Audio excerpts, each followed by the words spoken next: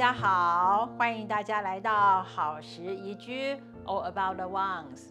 这是温刀两黑雅不哈，我是王太。10谷米是我家常备的粗粮，之前跟大家介绍了，我用10谷米做面包。今天想跟大家介绍用10谷米做很健康的脆饼。我用的器具也很简单，这是直径2公分的冰淇淋勺，如果大家没有，就用汤匙也可以。